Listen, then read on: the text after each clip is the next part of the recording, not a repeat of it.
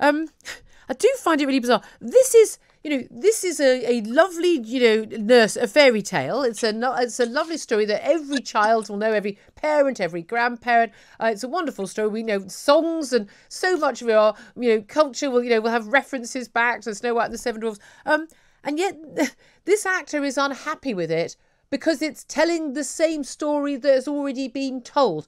What on earth is going on? How is this backwards when we're telling a story that we already know about?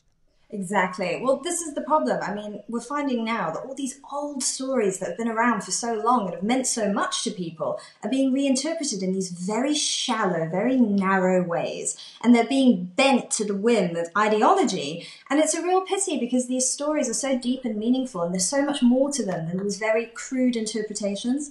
Yeah, indeed. I mean, they've already been criticised earlier in the last year for a non-consensual kiss. Because, of course, when the prince arrives and he kisses Snow White, she is, of course, asleep. So, I mean, it's tantamount to rape, isn't it, Candice, basically? But this is bizarre. I mean, quite apart from the fact, for actors like Peter Dinklage, for many years, one of the few roles even available to actors who did have a dwarfism was to play dwarves in, panto and other, theatre recreations of this story. I in no way do I think of this as a negative story about people with a particular physical disability or physical characteristic, however people want to term it. It's not negative at all. The dwarves they're not the baddies, are they?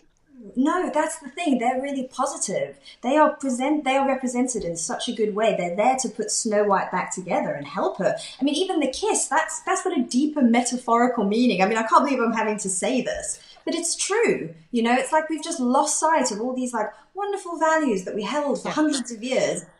But not even wonderful values. It's just a story, and the story is about there being dwarfs. Well, they live in a cave. Well, but so what? I mean, so if they were of normal height and they lived, I'm not even allowed to say normal height anymore, and they lived in a cave, would that be okay? It is utterly bizarre. There'll be criticism if you don't cast someone with dwarfism in a role of dwarfism. If you don't cast, I'm angry that the woman playing Snow White isn't completely, isn't Caucasian. She's Latina. I mean, I should be outraged because I thought isn't that cultural appropriation?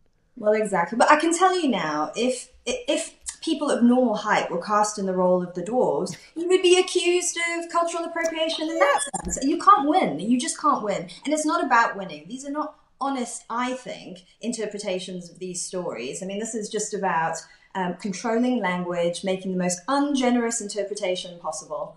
Yeah, absolutely. It is people, it's the offendertrons looking to take offence. I mean, there are lots of other things going on in the world. I know people tell me off to talk about Partygate, but I think even that's more important than someone pretending to take offence at a movie.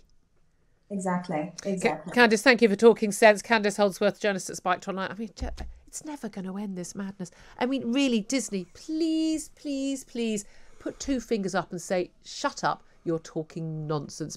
Trust me, I won't go and see this film. I don't want to go and see this film. If there's a boycott of this film because of this, I will go and see it. I'll go and see it 10 times if I have to make that point.